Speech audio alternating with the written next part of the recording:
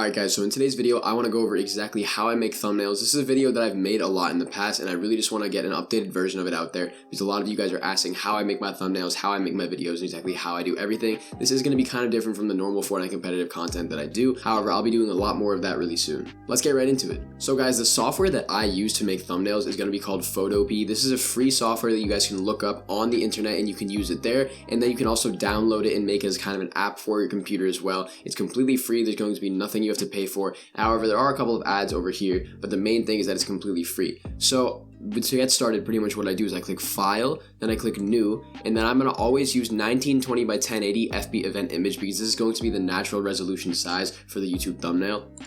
So I'll click that, and you guys are going to see that I have a blank screen kind of right here. So normally what I like to do is have the idea of what background I'm going to use. As you guys can see in this folder, I have a picture of the background that I want to use. It's kind of going to look like this right here. So what I'll do is I'm going to take this right here, and then I can just make this window kind of small so you guys can see. I'm going to drag this background onto this and then place it right here.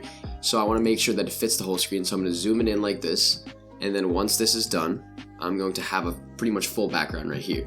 Now, this is going to be a very simple thumbnail. It's going to be just some text, maybe an image, and then some arrows, and pretty much like that, right? So you guys probably know that in my thumbnails, I tend to have my logo in the top left corner, and then I also tend to have, sort of like a color filter on top of it. You guys might see that they're pretty colorful. So what I'll do is I'll click File, Open, and then I'll go over to an old concept of something that I did before. So like, let's say right here, as you guys can see, I'll take this thumbnail that I made for a previous video, and then I'll drag my logo like this. I'll go ahead and click on these layers. Those are called layers, right? That's basically going to be the order of what's on top and what's not. So like, let's say I move this one down here. As you guys can see in the top left corner, it's going to drag below the background and not be visible anymore. So what I'll do is I'll just select this layer. I can just click on it right here, and I'll drag it like it's a folder. And then over here to this top left corner, which says new project, on the new thumbnail that I'm making, I'll let it go. And then it'll basically paste right there in the same place that it was in the other thumbnail.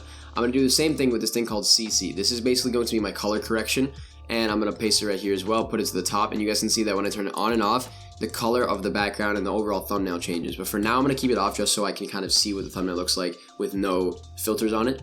And the last thing I want to drag is I definitely want to drag over this arrow right here, because this arrow is going to be crucial for this thumbnail as well. And this arrow already has stuff like drop shadow on it. And if I want to add any effects to it, I can right click on the layer, go to blending options, and there's all these options right here. The only effect that this one has on it is drop shadow. If I turn this on and off, you can see there's sort of like a shadow effect that pops up on the arrow right there. So I'm not going to go too much in depth on how to do drop shadow on this arrow, but as you guys can see, if you right click once again on anything, go to blending options, and then go to all these effects, you can add many different effects. Like stroke is going to add an outline, drop shadow adds a drop shadow, which is basically just shadow behind the object, and that's the only one I have on this. So these are the settings for the drop shadow that I have on this arrow right here. If you guys want to copy them, you can pause and copy them right here. But now moving on, I want to go on to exactly how to do text and stuff. So for text, I want to see this little text tool right here. I'm going to click it, and then I'm going to paste right here. So let's say I want to type thumbnail. Actually, I'll do it in all caps. So thumbnail, and then I'll do guide in the second layer of text, guide. As you guys can see, it's pretty small right now, but what I can do is I can select all by clicking Control A. And then over here in this top corner, you can see that it says size. I'm going to make mine around 250 just to start, just to get a baseline of how big is it right now. And same thing for this thumbnail one right here. As you guys can see, this one I'm going to make around 250 as well. So obviously you guys can see that the thumbnail is a little bit bigger than the guide. So I kind of want to make them equal. So for the guide, I might go up to 350 and see how big that gets. That gets pretty decently big. And for me, this is fine right here, this size ratio. Now, if you guys want to move it around and you want to see all these different things to control the size of it, what you guys can do is you can go and you can use transform controls. Make sure you have the move tool selected. You can click V for that as well. And then transform controls is how you guys can see that grid sort of around the area right there. So let's say that I want to center it. I can drag it, and then there's going to be this red line that shows me where the center of the screen is, and I want to line it up with thumbnail as well. So thumbnail guide is going to be the text on this thumbnail. And if I want to add sort of effects and colors to this text that'll kind of pop out, I'm going to right click on thumbnail, go to blending options once again, except this time, before using drop shadow, we're going to use gradient overlay. I'm going to click on that, and then I'm going to click on gradient overlay to edit it, right? And this is going to be basically just color fading. It's going to be two different colors kind of meshing into one color for this text. So for gradient right here, I'm going to double click on that. And then once I'm right here, I can pick the colors. So let's say my bottom color is going to be yellow. and let's say the top color is going to be light orange, right? I can select that right there, and then that's kind of my thing right there. You know, let's say I want to make it even lighter, or I want to make it blue or something, I can do that as well. But for me, light orange is pretty much what I want to use right now, so that's what it's going to be. That's going to be the gradient on this text. Now, I'm going to do the same thing that I did with the arrow, which is going to be add some drop shadow, except this is going to be a little bit edited. For this type of drop shadow, I like to make the spread really large. I like to make the size a little bit smaller, so maybe around 19 for the size. And then I might like to make the angle 90. And then I like to make the distance around 6 is generally where I like to go, right? So this is going to be the average way that the text looks for me. Sometimes, you know, there are times when I'll make the drop shadow larger or smaller. I can make it smaller in size, which is probably, I'm gonna probably leave it at 16 for this thumbnail, roughly. I don't know why the pixels are selected, but whatever.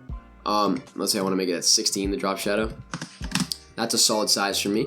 And I can do the same exact thing to this guide text as well, right? Let's say I can add drop shadow first. I can just click this toggle button, and the same settings from the previous drop shadow application will be saved, so I can just click that on and off.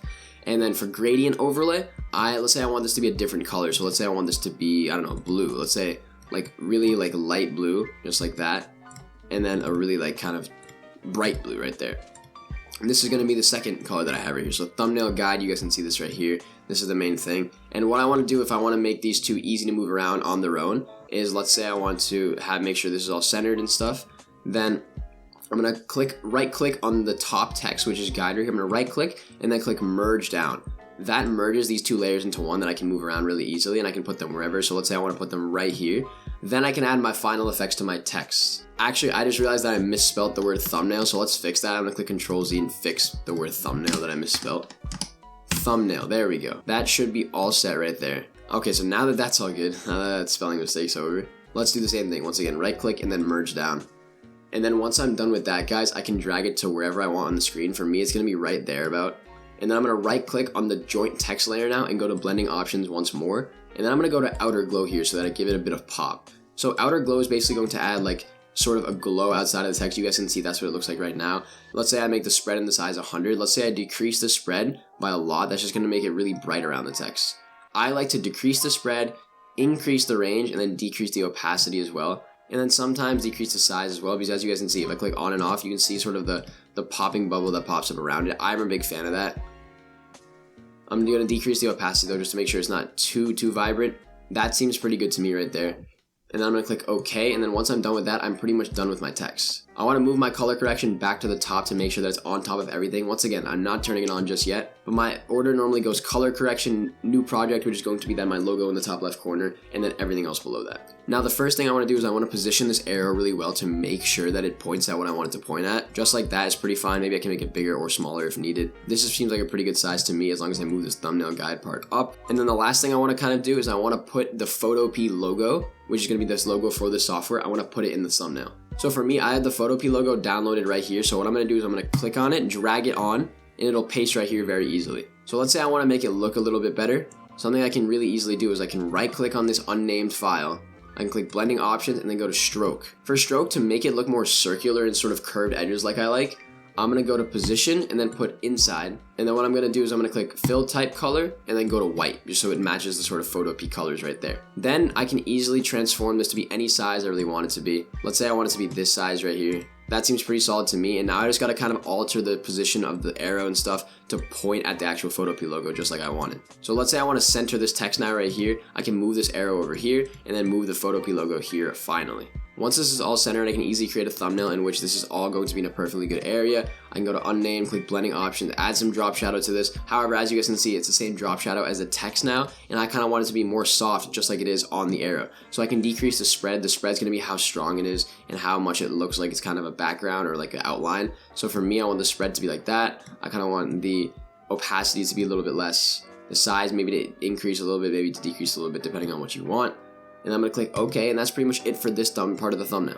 Now the final two things I like to do is add a starburst. So what I can do here is I'm going to open one of my files.